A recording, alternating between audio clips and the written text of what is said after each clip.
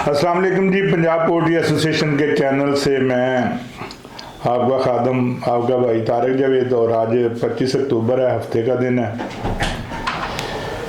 Expo centre Lahore में Pakistan poultry association की तरफ से आईपैक्स 2025 का आगाज़ जो परसों हुआ था, आज उसका इख्तिताम है।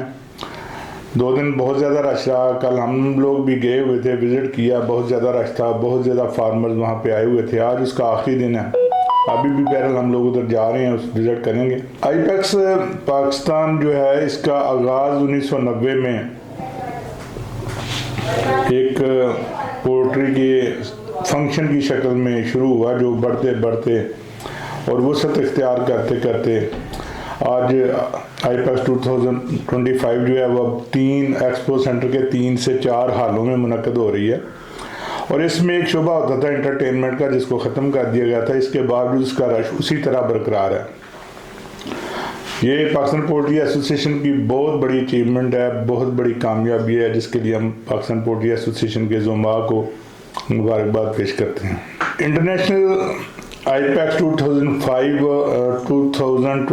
और इससे पहले जो भी दूसरी हुई हैं, इसका वाहिद मकसद जो है ना, वो फार्मर्स को जदीद फार्मिंग से आगाही देना होता है। उसमें जदीद तरीन इक्विपमेंट्स, टेक्नोलॉजी, मेडिसन और फार्मिंग से मुतल्लिका तमाम चीज़ें, फीड से, हैचरी से, मतलब ब्रायलर से, और बल्कि मुर्गी कह लें आप कि किसी भी तरह की मुर्गी है तो उससे मुतल्लिका तमाम जो इंफॉर्मेशन हैं, जो जदीद तरीन इक्विपमेंट्स हैं, वैक्सीन हैं, उनसे आगाही के लिए ये एक्सपो मुनक्कद की जाती है और फार्मर्स आगे इसमें रहनुमाई हासिल करते हैं।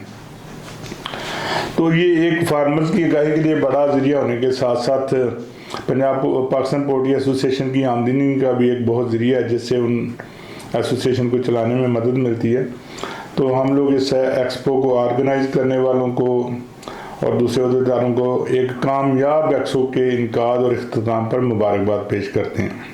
पंजाब पोल्ट्री एसोसिएशन के चैनल से जो तज्जिया पेश किया जाता है, उसमें हमेशा की तरह ब्रायलर की जो ताज़ा तरीन पोजीशन होती है, चूज़े की जो पोजीशन होती है, इसके मतलब बात की जाती है।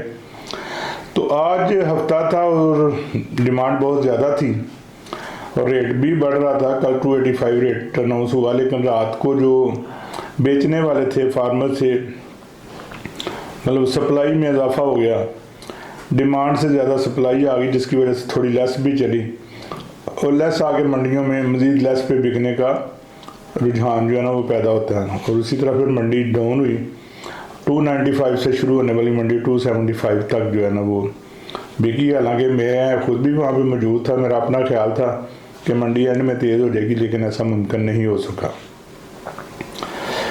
एक खबरें 2-3 से अफ़गान ट्रेड की चल रही थी कि अफ़गान ट्रेड कल से खुल जाएगा या परसों से खुल जाएगा।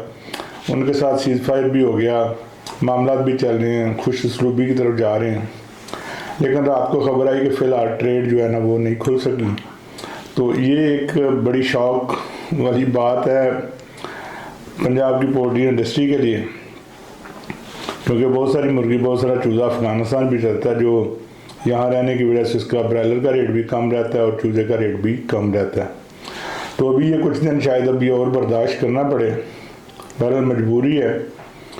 और पता नहीं अफ़गानियों की क्या मजबूरी है कि वो हमारे मुसलमान भाई होने के बावजूद, हमने इतनी देर उनकी मेज़बानी की, उनको सहूलियात दी, उनको अपने भाइयों की तरह अपने घरों में रखा, इसके बावजूद वो क्यों किसी का अलगार बन रहे हैं। बहरहाल ये आलमी सियासत की बातें हैं, हमारे लीडर जाने वो जाने, लेकिन बहरहाल दुख होता है। तो इस तनाज़र में आज मुर्गी का जो ब्रायलर तैयार का रेट है वो 10 रुपये कम कर दिया गया, 275 अनाउंस हुआ है, लेकिन शायद इसमें शाम को मज़ीद कमी का रुझान देखने में आए।